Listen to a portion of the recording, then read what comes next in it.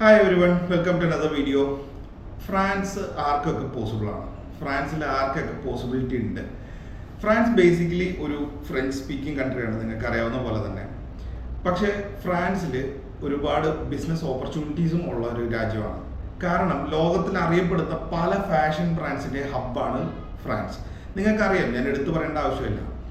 അതുപോലെ തന്നെ റെസ്റ്റോറൻറ്റ്സ്, നമ്മൾ ബേസിക്കലി ഒരു എലീറ്റ് റെസ്റ്റോറൻറ്റ്സിൽ ഹോസ്പിറ്റാലിറ്റിയുടെ ഒരു പക്ഷേ ഏറ്റവും വലിയ ഹെഡ് എന്ന് പറയുന്നത് ഫ്രാൻസ് ആണ്. കാരണം എന്താണെന്ന് വെച്ചാൽ നമ്മൾ പലപ്പോഴും പറഞ്ഞു കേട്ടിട്ടുള്ള ഈ 5 course menu, 7 course menu, a la carte menu എന്നൊക്കെ നമ്മൾ എലീറ്റായിട്ട് കേൾക്കാറുള്ള 5 സ്റ്റാർ ഹോട്ടലുകളിലൊക്കെ കേൾക്കാറുള്ള ഈ സംഭവങ്ങളെല്ലാം ശരിക്കും ഫ്രാൻസിൽ നിന്ന് ഉരുത്തിരിഞ്ഞ് വന്ന കാര്യങ്ങളാണ്.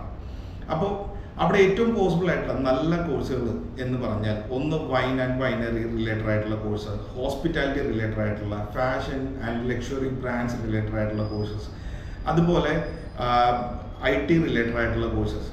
ഇങ്ങനെയുള്ള കോഴ്സുകളെല്ലാം പഠിക്കാൻ താല്പര്യമുള്ള സ്റ്റുഡൻസ് ആണെങ്കിൽ ഫ്രാൻസിൽ അപ് ടു 50% സ്കോളർഷിപ്പോടുകൂടി നിങ്ങൾക്ക് പഠിക്കാൻ പോസിബിലിറ്റി ഉണ്ട് വിത്തൗട്ട് IELTS.